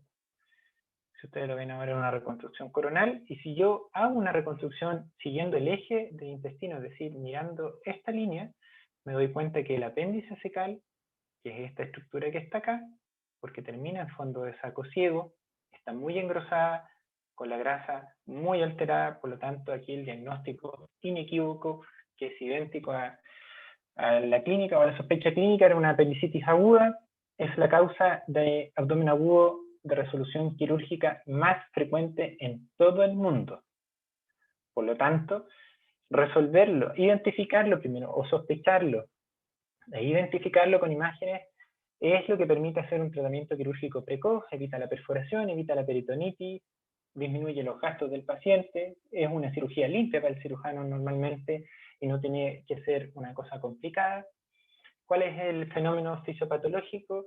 La presencia de la obstrucción del lumen apendicular. Acuérdense que este es un apéndice, es decir, es como un dedo de guante, si ustedes quieren, un asa ciega que termina en una asa ciega. Ustedes tapan el orificio de entrada y salida, que es común, puede ser por apendicolito, puede ser por un cuerpo extraño, puede ser por tumores, parásitos, y visto hasta ascaris metidas ahí, puede ser por hiperplasia linfoide, es decir, por procesos inflamatorios intraabdominales. Hemos tenido un par de apendicitis ya secundarios al COVID por aumento difuso de los ganglios dentro de las asas intestinales que han generado apendicitis por COVID. ¿Qué es lo que sucede cuando yo tapo el orificio de entrada y salida? Empieza a aumentar la presión. Acuérdense que este es una mucosa que es secretora, produce mucus y otras cosas. Por lo tanto, empieza a acumularse esto que está aquí adentro. Hay una hipertensión dentro del lumen. Por lo tanto, eso hace que se comprima la pared. Las venas, que son tan flácidas, se empiezan a colapsar, se empiezan a comprimir. Hay isquemia venosa, tisular. Después hay una isquemia arterial, porque ya es tanta la compresión que hay que las arterias con su pared muscular ceden y se aplastan. Por lo tanto, ya no hay irrigación. Y finalmente la pared se necrosa, se muere y finalmente se perfora. Así es que, por lo tanto, la detección temprana, clínica y radiológica es lo más importante dentro de la apendicitis aguda. Si uno solamente considera los criterios clínicos, el valor predictivo positivo que tenemos solo al examinar al paciente más la historia clínica es de más o menos un 80%. Si nosotros ahora lo llevamos a hombres que son menores de 40 años, esto sube enormemente a un 95% de certeza diagnóstica solo con la historia y con el examen clínico bien hecho. En las mujeres cae rotundamente porque acuérdense que en la fosa ilíaca derecha tenemos los órganos genitales, están los ovarios, las trompas, y puede ser otra patología de ese tipo que no necesariamente va a ser quirúrgica. Por lo tanto, las imágenes son esenciales para poder tener un adecuado equilibrio entre una tasa de perforación y una tasa de laparotomía negativa. Cuando uno considera este 80%, si uno mete a todos los pacientes al pabellón por una historia parecida o por un dolor parecido, vamos a tener un 20% de tasa de laparotomía que va a ser blanca o que no va a ser una apendicitis. Por lo tanto, eso hoy en día no es admisible, de que 2 de cada 10 pacientes entren a pabellón sin que era necesario que eso ocurriera. Y al revés, si yo lo dejo porque no estoy tan seguro, vamos a tener una tasa de perforación y de apendicitis complicada que va a ser muy alta. Por lo tanto, las imágenes siempre van a tener que ser usadas en todas las pacientes que se sospecha la apendicitis aguda. Acuérdense que en niños, en mujeres en edad fértil, usemos ecografía, se puede hacer, y en adultos más de 70 años, sobre todo por los diagnósticos diferenciales que ustedes puedan tener. Aquí hay ejemplos de cómo es el apéndice normal. El apéndice lo tienen que buscar en el flanco fosiliaca derecha. Ustedes buscan la unión entre el ilion distal y el colon, es decir, donde está la válvula iliocecal, y posteriormente lo empiezan a buscar hacia arriba y hacia abajo para poder encontrarlo. Y van a encontrar una cosa como un gusanito, que en un eje va a ser delgadito, no debe medir más de 5 o 6 milímetros, y después, cuando ustedes lo logran ver con aire, lo van a ver como una pequeña asa intestinal con una pared que es prácticamente imperceptible, no más gruesa que las asas que están al lado. ¿Qué otras cosas pueden encontrar en caso de apendicitis? Además de encontrar el apéndice engrosado, van a encontrar el famoso apendicolito, que es prácticamente una piedra, un cálculo que se metió en ese lugar y que está tapando, obviamente, el apéndice engrosado, la alteración de la densidad de la grasa. O bien pueden encontrar un gran apéndice cecal totalmente dilatado, donde todavía no se ha generado tanto proceso inflamatorio, ni isquemia, ni necrosis. Ustedes tienen el apendicolito, los cambios inflamatorios alrededor, y lo tienen tremendamente dilatado, igual como se ve en los dibujos que yo les mostré la vez anterior. Ahora, ¿cuál es la gracia de hacer una tomografía computada? Mucha gente dice, ¿pero para qué le hacen tomografía? Si uno toca el abdomen y sabe dónde está la apendicitis, sabe dónde está. Con esto el cirujano se puede planificar. Si el cirujano sabe que el apéndice cecal tiene una dirección oblicua, ascendente, llega hasta el hígado, si llega hasta la mitad del abdomen, si se va hacia la pelvis, si está pegada al ovario, si está pegada a la vejiga, va a tener que hacer su técnica quirúrgica dirigida para evitar complicaciones a futuro. Vamos a ir al tercer caso. Mujer, 45 años, dolor localizado en la fosa ilíaca izquierda, 36 horas de evolución. El examen físico está muy sensible, pero todo lo demás está absolutamente normal. Así que yo les voy a pedir ahora que me digan, viendo estas imágenes, ¿cuál creen ustedes que es el diagnóstico que tiene esta paciente? Dolor en fosa ilíaca izquierda, tiene sensibilidad en ese lugar. El examen clínico, uno toca la guatita, toca el abdomen en ese lugar, en la fosa ilíaca, y en la paciente le duele, pero el resto del abdomen está absolutamente normal. Entonces, busquemos alteración de la densidad, líquido libre, aire fuera de la cavidad intestinal, alguna alteración que ustedes estén viendo, habrá un divertículo, será un apéndice, será alguna cosa. Ya me han respondido 3 personas, diverticulitis aguda, muy bien, sigamos, estoy esperando más respuestas. 4, diverticulitis aguda, 5, 8, 10.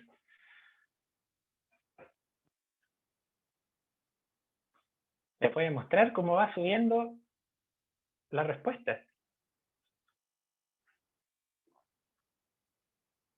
Parece que esto va a ser por goleadas.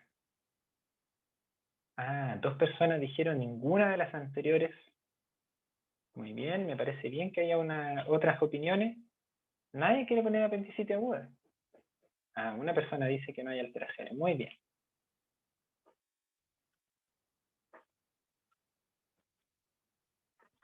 Voy a mostrar la imagen de nuevo para que la puedan ver. Dolor, fosa ilíaca izquierda. Acuérdense bien de eso.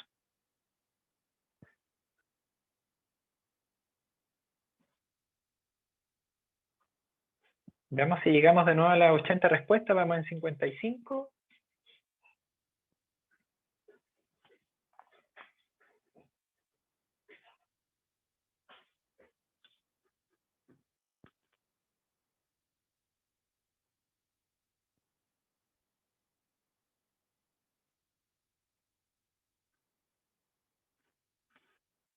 Les voy a ayudar a lo mejor a los que están indecisos todavía. Ahí. Va a volver. ¿Se me pasó? Sí, la imagen original.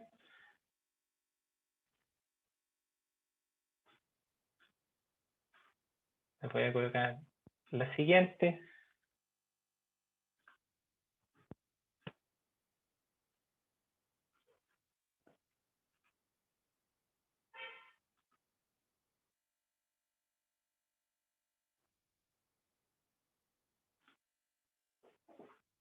Muy bien, llegamos a 70. Veamos el ranking. Seguimos subiendo un poquitito más. Dice apendicitis aguda. Por goleada va ganando diverticulitis aguda. Ninguna de las anteriores. No hay alteraciones. Bueno, les voy a soplar. Como está ocurriendo en todo el mundo, en mi país también, va ganando, o la respuesta correcta es la que tiene la minoría. No es ninguna de las otras respuestas posibles. Les voy a explicar por qué. Lo que estábamos viendo es una apendagitis epiploica. No la confundamos con una apendicitis. ¿Por qué razón? Porque a veces cuando uno habla por teléfono o dice el diagnóstico y alguien no lo ha escuchado jamás, uno tiende a pensar que tiene una apendicitis. Los apéndices epiploicos son bolsitas de grasa que cuelgan literalmente desde la tenia del colon en el borde antimesentérico, es decir, al otro lado de donde va la irrigación, ¿ya? Pueden medir hasta 5 centímetros. Yo en lo personal nunca he visto una tan grande, pero siempre he visto de 1 o 2 centímetros. Están pegaditos a la superficie serosa del colon. Hay más apéndices epiploicos desde el ciego hasta el colon sigmoide, concentrando la gran mayoría en este último segmento. No hay ninguno en el recto, y eso lo tienen que saber. Cuando el recto, cuando se origina el recto, después de la unión recto-sigmoidea, de ahí ya no hay más apéndice epiploico, y hay que acordarse que tiene 2 arterias que lo irrigan y una vena central. ¿Y cuál es el problema que ocurre? Que acá este apéndice epiploico se tuerce, dado que es una estructura pediculada, por lo tanto la vena se aprieta, igual como lo que pasaba en la apendicitis, deja de sacar la sangre de esa vena y finalmente se tapan las 2 arterias, pero secundario o posteriormente se genera un infarto isquémico o incluso puede ser un infarto hemorrágico. ¿Cuáles son las características clásicas que uno ve en tomografía computada? Son 2 cosas. Una, el signo del punto central. Ustedes tienen una estructura redondita que es hiperdensa respecto de la grasa, con la grasa alrededor que tiene aumento de la densidad, y un área central que también es densa, pero que da la sensación de que tuviera un halo alrededor. Y si uno lo mira desde otro ángulo, puede encontrar el signo del anillo, en el cual ve una bolita de grasa rodeada de una pared bien definida, pero pegada al colon sigmoides. Y eso que ustedes están viendo ahí es simplemente el peritoneo visceral que está inflamado. ¿Por qué esto se ve así? Acuérdense que las apendagitis epiploicas se produce porque hay un pedículo central que se trombosa. Dado que este apéndice secal se empieza a torcer, la vena se trombosa, por lo tanto genera un infarto de la grasa que está alrededor, y las características clínicas que tienen este tipo de patología es que el paciente tiene dolor abdominal, pero es un dolor exquisito que se llama en medicina, en semiología, en que ustedes tocan todo el abdomen y solo le duele en ese lugar. Es decir, ustedes palpan el abdomen y al paciente o a la paciente le duele solo aquí.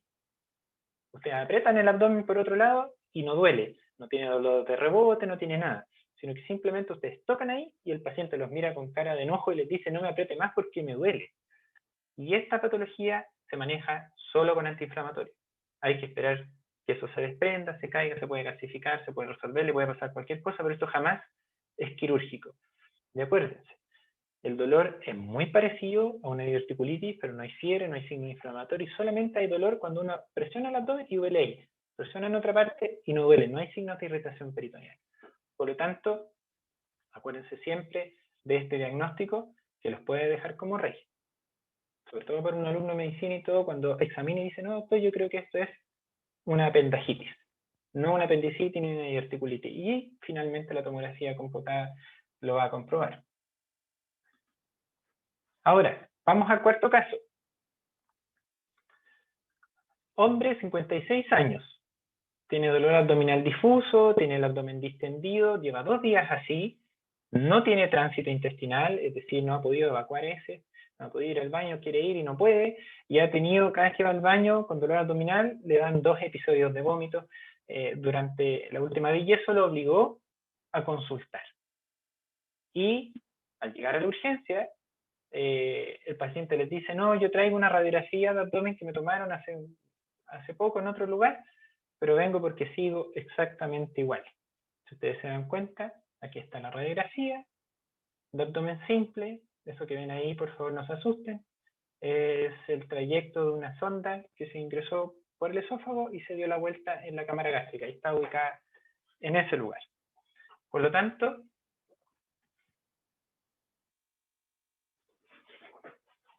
vamos a ver, ¿dónde está la alteración de la tomografía computada? Ahí está el Menti, para que puedan responder. Miren la imagen, intestino grueso, muy bien. Ya alguien respondió, van 4, 5, intestino grueso. Tienen la opción también de los riñones que se ven aquí, que a lo mejor están alterados, o a lo mejor no hay ni una alteración.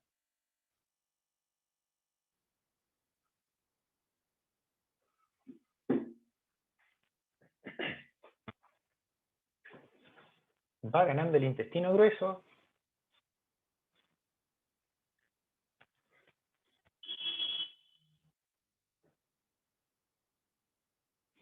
Hay alguien que dice los riñones, muy bien. Otros dicen intestino delgado, intestino grueso, ya de todas las respuestas.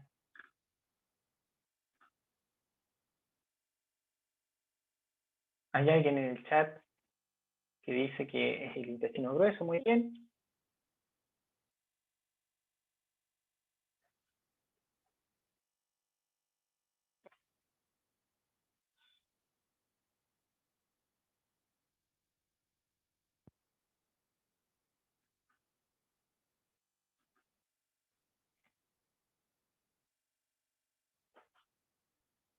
Rocío me escribe y me dice, no, intestino delgado, muy bien también. Me interesa que participen. Vamos en 65 respuestas ya, más las otras que están por el chat. 67. Ahí están los resultados.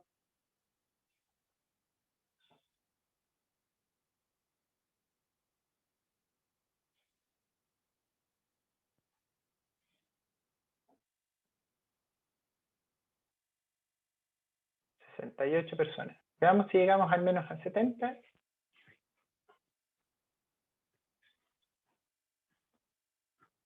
Nos queda, esta es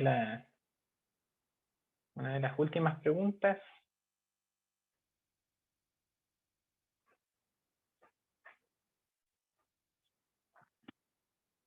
73, muy bien. Hay más de 200 personas conectadas en este momento. Me había quedado con 170. Qué bueno, les agradezco la audiencia.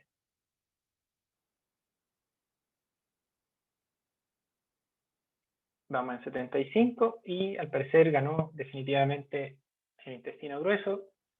Se vuelve a repetir la historia, la minoría ha ganado. El intestino delgado es el lugar donde está nuestro problema en este momento. Les voy a explicar por qué. Esta radiografía que ustedes están viendo acá, si se fijaron bien en el detalle, está tomada en decúbito, es decir, este paciente está acostado. Por lo tanto, esa es la causa de que si ustedes estaban buscando niveles hidroaéreos, no los pudieron encontrar, porque por gravedad el aire se va hacia anterior, por lo tanto el haz de rayos X toma primero el gas que está hacia anterior, y dado que esta es una imagen en 2 planos, es decir, un objeto que tiene un volumen, ustedes lo transforman a 2 planos, un alto y un ancho nomás, van a ver el gas primero y magnificado, Y lo que están viendo aquí son las válvulas o pliegues que tiene el intestino delgado. Todo esto que están viendo aquí es el reflejo de lo que está sucediendo acá. Los riñones se ven perfectamente bien. Acá hay un segmento de colon que está colapsado, y acá hay otro segmento de colon que también está colapsado. Entonces, ¿qué es lo que está sucediendo? La historia clínica nos dice que no ha podido ir al baño hace 2 días, pero que cada vez que va ha vomitado, que tiene dolor abdominal y que está muy distendido, con el abdomen muy abultado. Por lo tanto, lo que ustedes están viendo en este momento es una obstrucción intestinal. ¿Ya? ¿Cuáles son las características clásicas de la obstrucción intestinal? Aquí probablemente no vamos a encontrar alteración de la densidad, a lo mejor sí podríamos encontrar un poquito de líquido libre, si es que esta obstrucción lleva mucho tiempo. No vamos a encontrar neumoperitoneo libre, en caso que lo encontremos es una urgencia quirúrgica, porque eso significa que hay algo perforado y que más aún el intestino está paralizado, dado el proceso inflamatorio. Cuando ustedes miran una radiografía de abdomen simple y ven esto, ustedes ya podrían decir, no es necesario hacer la tomografía computada porque ya con esto yo tengo el diagnóstico hecho. Esta imagen de radiología simple ya es diagnóstica.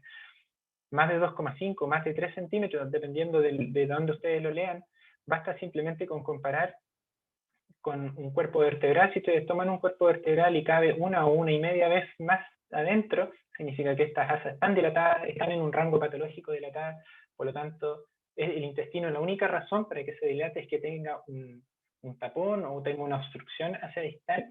Por lo tanto, la obstrucción intestinal es la segunda causa más frecuente de abdomen agudo en el mundo.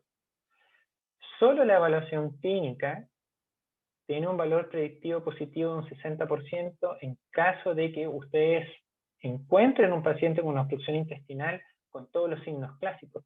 Pero si este paciente no hubiese esperado 2 días y hubiese esperado una mañana o una tarde, o en la mañana empieza con molestia y va en la tarde a consultar, lo más probable es que la radiografía no sea tan evidente y que la clínica tampoco lo sea. Por lo tanto, en una segunda consulta o al día siguiente, el paciente realmente va a tener la clínica correspondiente y clásica a la obstrucción intestinal. Por lo tanto, frente a la más mínima sospecha, ustedes tienen que pedir imágenes, sobre todo en aquellos pacientes con esta historia clínica y con examen físico, con distensión abdominal sin poder ir al baño o no eliminación de gases por ano, significa que va a tener una obstrucción intestinal hasta que alguien demuestre lo contrario. Y si ustedes le suman los factores de riesgo, que haya tenido alguna cirugía abdominal o pelviana previa, que se haya obstruido previamente también, que tenga alguna hernia en la pared abdominal, que tenga una hernia inguinal, que tenga alguna enfermedad intestinal crónica, es decir, una inflamación persistente, que haya tenido radioterapia, sobre todo en pacientes que han tenido cáncer uterino, que han tenido cáncer testicular con compromiso retroperitoneal que ha sido irradiado, o la presencia de alguna neoplasia, sea esta intestinal o no, porque las metástasis pueden ocasionar los mismos problemas. Por lo tanto, aquí, esta imagen que ustedes ven en un dibujo tan bonito, no es que a alguien se le haya ocurrido, simplemente ustedes tienen el asa intestinal que está completamente dilatada, igual como en el ejemplo, hasta que llega a un punto de transición, que puede ser una causa cualquiera, y distal a eso, las asas intestinales están colapsadas porque no reciben contenido desde el segmento proximal. Y si ustedes lo miran en la tomografía computada, se dan cuenta que la imagen es prácticamente la misma. Ustedes tienen aquí un segmento de intestino que está completamente dilatado, con un punto de transición muy brusco, y en este caso lo que está ocurriendo aquí es que había una brida intestinal posquirúrgica, es decir, una cicatriz, una banda fibrótica que rodea las asas y que las aprieta, como si fuera una bufanda, o las riendas de un caballo, lo aprieta y evita de que pueda pasar el contenido, es decir, este lugar está colapsado, por lo tanto se va a obstruir. Y aquí lo más importante de hacer un diagnóstico precoz es que acuérdense siempre que si las asas intestinales se siguen distendiendo, puedo generar una isquemia venosa, puedo generar una isquemia arterial, pueden haber otras patologías asociadas, se puede perforar el intestino, por lo tanto, si se llega a perforar un intestino, no es que uno va y le pone un puntito y listo. Si ese intestino se perfora es porque está muerto, y para poder hacer una resección quirúrgica correcta y anatómica van a tener que sacar un segmento grande, que va a ser todo el segmento que está irrigado por un mismo vaso o por una misma arteria, no es el pedacito nomás que está enfermo. Así es que La respuesta correcta en este caso es que el problema estaba en el intestino delgado.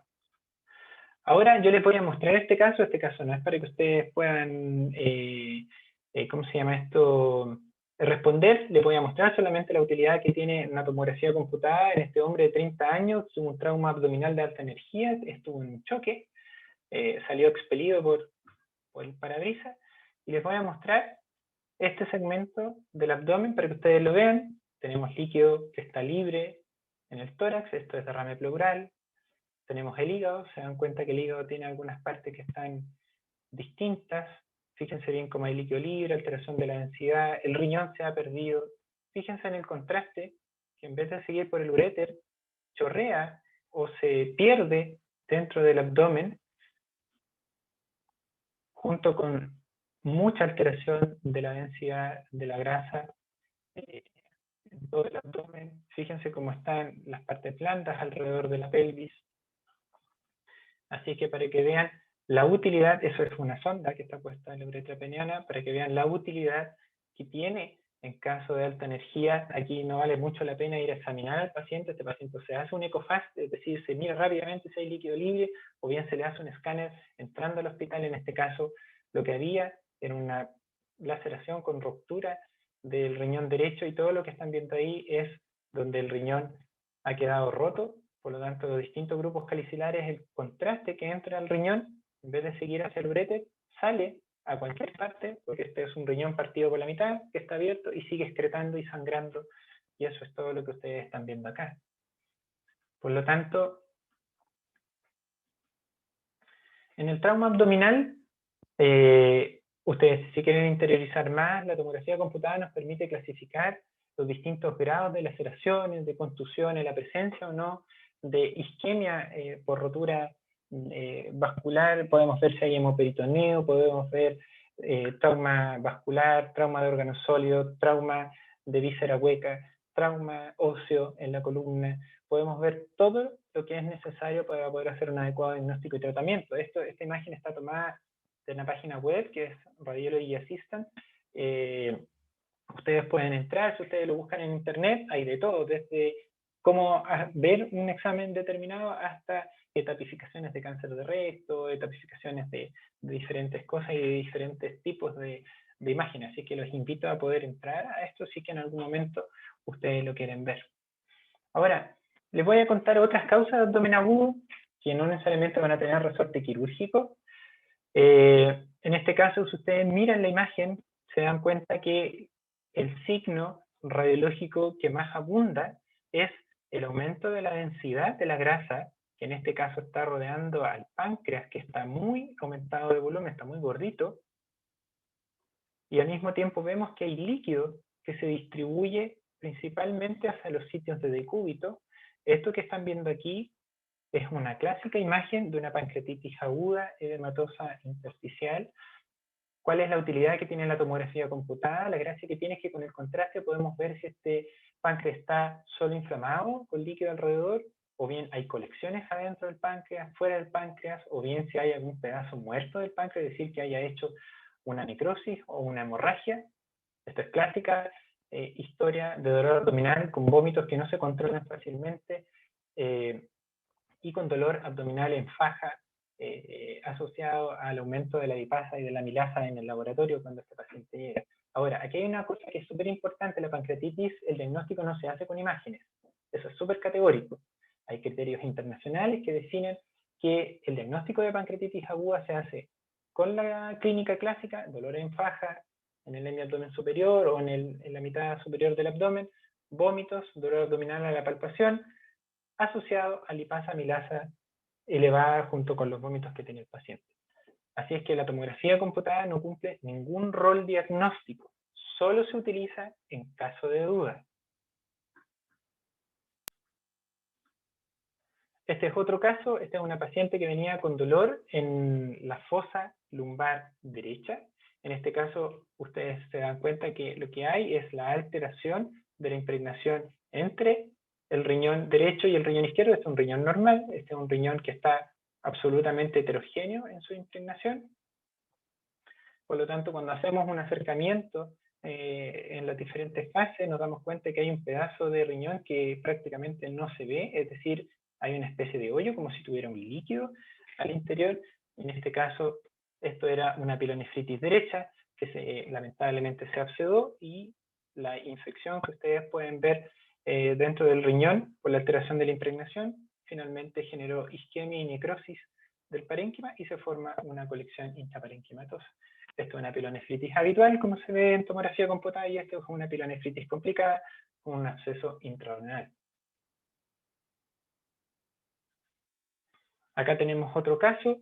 Si ustedes miran, acá el signo cardinal que está ocurriendo es el aumento de la densidad de la grasita asociado a engrosamiento de las paredes del intestino, en este caso del intestino grueso, y en este caso del intestino delgado. Si ustedes se dan cuenta, pareciera que hubiera una especie de dona acá. Si ustedes comparan esta asa intestinal con la que está inmediatamente al lado, se dan cuenta que la pared está engrosada con cambio inflamatorio. En este caso tenemos dos casos. Uno es la colitis, esta era una colitis pseudomembranosa, y al otro lado tenemos una enteritis, en este caso era una enfermedad de Crohn. Por lo tanto, la alteración que yo les estoy mostrando es la misma que se repite en todos los procesos intraabdominales que puedan corresponder a un abdomen agudo. Alteración de la densidad, líquido libre, alteración de la impregnación, la presencia o no de aire o de líquido libre dentro del abdomen. Por lo tanto, eso tienen que recordarlo para decir más o menos, junto con la clínica, qué es lo que está sucediendo. Acá tenemos otro caso que, si bien no muestra mucha alteración de las que yo les dije, el único signo cardinal que ustedes están viendo es que hay una diferencia entre los dos órganos, en este caso el riñón derecho con el izquierdo. El riñón derecho tiene dilatada la pelvis renal, tiene dilatado completamente todo el uréter, y termina esa dilatación en un elemento que es como un huevito, que es muy denso, que tiene la misma densidad que la superficie ósea o que la cortical ósea. Por lo tanto, en este caso, esto correspondía a un cálculo en la unión uretero-vesical, y esto era una litiasis ureteral derecha, dolor clásico que empieza en la región lumbar, que se va a la región genital en los hombres con dolor testicular, y que es un dolor desesperante que nadie puede aguantar y que es un dolor inquieto. Es decir, el paciente no es que esté en la camilla así que nadie lo mueva por el dolor, sino que se está moviendo permanentemente, quiere saltar, quiere moverse para poder permitir que se le pase el dolor. Acá tenemos otro caso. Acá está el signo principal. Esto es gas fuera del lugar donde corresponde, y la gracia de este estudio, que este lo vi yo cuando yo era becado, no decir hace cuántos años atrás, y nos damos cuenta que parte del duodeno, esta es la primera porción del duodeno, tenía un hoyo por donde salía el gas. Ese gas, si ya se había distribuido en los sitios no dependientes por la gravedad, se había ido hacia anterior, y en este caso esta era una úlcera duodenal que estaba perforada. El paciente tenía mucho dolor epigástrico con un abdomen en tabla, y que al momento de la perforación el paciente hizo una lipotimia. Ese era el último caso. Aquí yo les muestro una página, los invito a verla. Esto es para aprender radiología abdominal en la Universidad Católica, junto con otro colega, el doctor Francisco Garrido. Nosotros hacemos hartas clases para pregrado, enseñamos todas estas materias. Obviamente son cursos largos, son cursos de 6 meses o de 1 año, donde los internos y los alumnos que ya han pasado por cirugía y medicina interna pueden ir a visitar el servicio de radiología y pueden aprender conceptos súper básicos, que son básicamente los que yo les he enseñado, y unos pocos más, que dado el tiempo no se los puedo enseñar. Así es que, a modo de resumen, ya hemos llegado a la meta. El abdomen agudo es sinónimo de tomografía computada con las excepciones correspondientes: niños, embarazadas. El protocolo va a depender del diagnóstico diferencial, si tiene o no tiene contraste, qué tipo de contraste le voy a dar, qué fases de contraste voy a solicitar. Si yo tengo sospecha de trauma abdominal, hay que pedirle una fase portovenosa tardía, sobre todo la tardía, para ver cómo en algunos casos sale el contraste desde el torrente vascular, como vimos en ese trauma. Siempre tengan una adecuada comunicación clínico-radiológica. Si no tienen idea de lo que tienen que pedir, pregunten. Es mejor preguntar y pedir un solo examen que sea óptimo y efectivo, eficiente, a pedir muchas cosas y no llegar a un diagnóstico, porque finalmente va a ser confundente. Y acuérdense siempre de los signos claves, en tomografía computada, alteración de la densidad de la grasa, gas fuera de las vísceras, líquido libre. Y a eso agréguenle que si están las asas intestinales engrosadas, o si es que hay algún órgano que se impregna distinto que el otro, que es su homogéneo, por ejemplo los riñones, por ejemplo, que segmentos distintos del hígado se impregnen distinto, que la vesícula esté engrosada, que el vaso tenga alguna otra alteración. Así que yo le doy las gracias por la atención y por la participación sobre todo. Tengo hartas preguntas. Voy a ir leyendo. Buenas noches, doctor. Me pregunta Rebeca. La pregunta es si los vómitos con contenido fecaloideo es síntoma característico o patognomónico de una obstrucción intestinal. Es patognomónico. La presencia de vómito con contenido fecal significa que tienes una obstrucción que no necesariamente va a ser en el colon, sino que simplemente va a ser en el intestino delgado. Y el fenómeno que ocurre con el alimento que la persona ha consumido que no puede avanzar es que se sigue metabolizando pero por las bacterias. Por lo tanto, se va a degradar y va a tomar las características de contenido fecal. Cuando uno lo mira en la tomografía computada es como si tuviera contenido fecal dentro del intestino delgado, no el contenido homogéneo que uno ve normalmente. Por lo tanto, el hecho de que ya lo vomite significa, y es sí o sí, una obstrucción intestinal que no necesariamente va a ser de colon, sino que va a ser de intestino delgado, donde el contenido ha estado dando vuelta y finalmente da el peristaltismo, da el rechazo propio del asa intestinal, el peristaltismo se hace inverso y uno lo vomita. Después, excelente tema. Darwin Rivera me pregunta. La pregunta es, ¿a partir de qué edad en los niños está indicado realizar tomografía? La verdad es que mientras no llegue al periodo de adulto, es decir, no tenga una madurez completa, lo ideal es no someter a radiación ionizante a los niños ni a las niñas. Ahora, hay situaciones en que es imposible poder obtener un diagnóstico correcto cuando hay niños. Cuando ustedes ingresan a todos los estudios, yo les pido que puedan ingresar a un concepto. Ustedes pueden buscarlo en Google o en cualquier buscador de internet. Hay un concepto que se denomina ALARA, una A-L-A-R-A, ALARA, que en inglés es la abreviación de tratar de dar la menor dosis de radiación posible, dentro de lo posible. ¿Eso qué significa? Que si yo tengo un niño que ha estado participando en un accidente de tránsito y tengo sospecha de que pueda tener un abdomen agudo traumático, no voy a pensar en que lo voy a irradiar, porque acuérdense que primero hay que decidir por la vida del niño, es decir, que si yo no hago nada o espero hacer que alguien le haga una eco bien hecha, lo más probable es que ese niño se va a complicar. Por lo tanto, debo hacerle una tomografía computada. En embarazadas pasa lo mismo. El riesgo hoy en día de la mujer embarazada no es el mismo que teníamos hace 50 o 60 años atrás. Yo sé que a lo mejor va a ser un comentario machista, pero pónganlo en el contexto de lo que ocurría en los años 60, en los años 50, a principios de los 70. La mujer embarazada se iba para la casa, se quedaba en la casa, acompañada de la mamá, de las hermanas y todo, porque tenía que reposar durante el embarazo. Hoy en día no es así. Yo tengo colegas que están en pabellón con 25 semanas operando. Por lo tanto, es una mujer que es activa, que hace presentaciones, que se sube al auto, que va al mall, que va al supermercado, anda con 3 niños, anda con paquetes. Por lo tanto, el embarazo dejó de ser una enfermedad. Acuérdense que, por lo menos en Latinoamérica, tener un hijo significaba mejorarse. ¿Pero mejorarse de qué? ¿Mejorarse de una guagua? No. ¿O de un bebé? Hoy en día el embarazo es considerado como un fenómeno fisiológico normal de reproducción. Por lo tanto, la mujer no tiene por qué estar en la casa. Hay muchas mujeres que trabajan hasta los días antes de tener el parto. Por lo tanto, el riesgo de esa mujer de poder tener un trauma es muy alto hoy en día. Así es que la tomografía computada tienen que ustedes definirla en casos de trauma, en casos de abdomen que ustedes creen que va a ser quirúrgico, sí. Tomen la decisión, hagámosle el escáner a la mujer embarazada o al niño. Lo que no es permitido es aquella mujer embarazada o aquel niño que lleva con dolor 1 semana, 2 semanas, que ustedes lo examinan, que no les parece que sea, y que ustedes tengan en su cabeza la idea de, pidámosle un escáner por si acaso, o por si sale algo, eso no.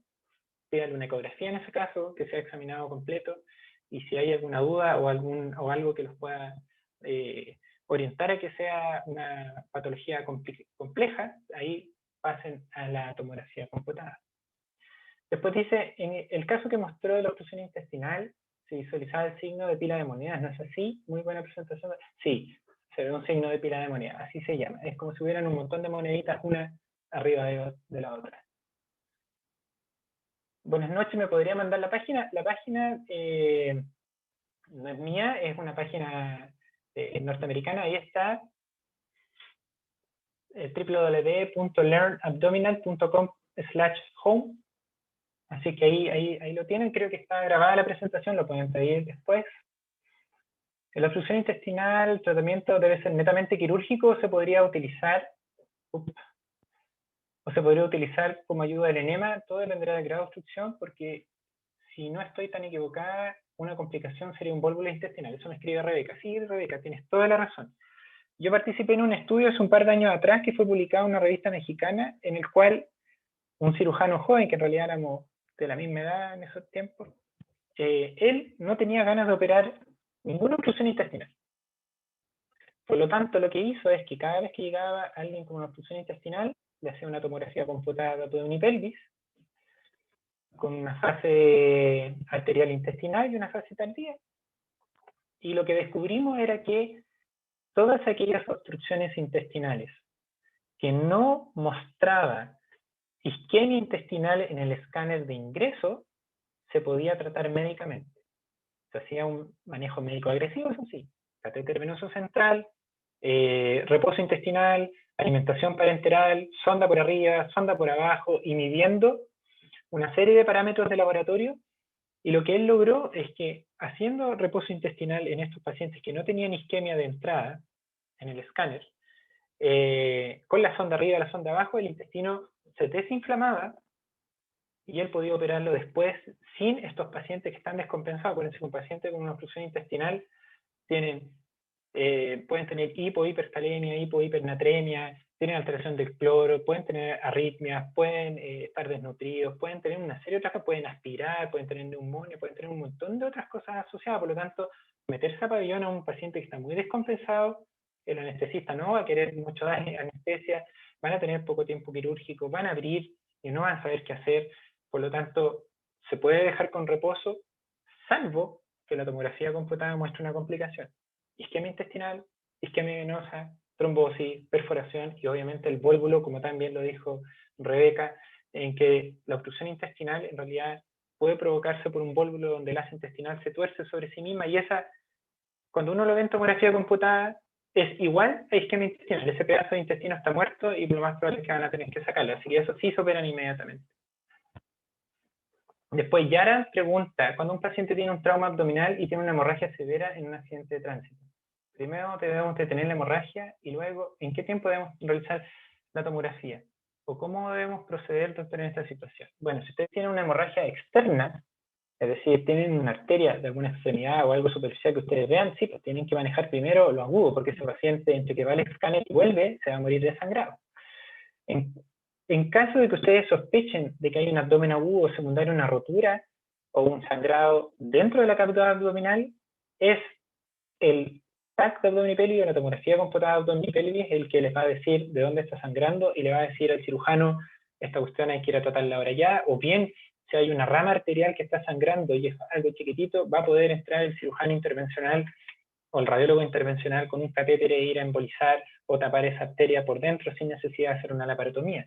Porque acuérdense que un paciente que es sometido a trauma y más aún tiene sangrado activo, es decir, está sangrando permanentemente de algún órgano, en meterlo a pabellón, que ya de por sí es un estrés fisiológico, dar anestesia, tener que abrirle el abdomen a un paciente, lo más probable es que el término final de la historia va a ser muy malo. Así es que, primero, tienen que manejar lo que corresponde en un paciente agudo, es decir, vía aérea, circulación, etcétera, lo que nos dicta hoy en día el manejo de casi idéntico a un paro cardiorrespiratorio, y después ir a ver lo que está sangrando, suturarlo, evitar hacer un torniquete, lo que sea en el ambiente que ustedes estén, y después las imágenes.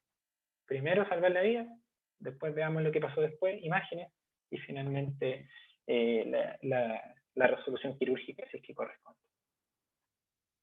No tenemos más preguntas, creo que ya estamos en la hora, son 5 minutos para las 7.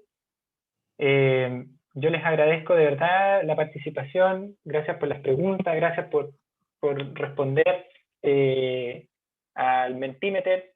El Mentimeter tiene la opción de que los profesores o entre ustedes se pueden hacer preguntas, se pueden mostrar casos, así es que tengo una forma de hacer educación entretenida. Así que muchas gracias. Voy a sacar voy a dejar de compartir pantalla. Así que les doy las gracias por la atención y gracias por la invitación. Gracias al equipo organizador también. Buenas noches, doctor. Muchísimas gracias, doctor, por tan excelente presentación y agradecerle, ¿no? De parte de la revista científica Ciencia Médica, como también de la Sociedad Científica de Estudiantes de Medicina de la Universidad Mayor de San Simón, como también de todo el plantel organizativo de este simposio. Agradecerle mucho, doctor, por brindarnos esta hermosa disertación. Para nosotros fue un honor tenerlo, doctor. Para mí también, muchas gracias por la invitación. Ustedes tienen mi correo, mi email, así que cualquier consulta o alguna otra orientación, encantado les puedo responder dentro del tiempo que tengo con actividades académicas y asistenciales. Así que nuevamente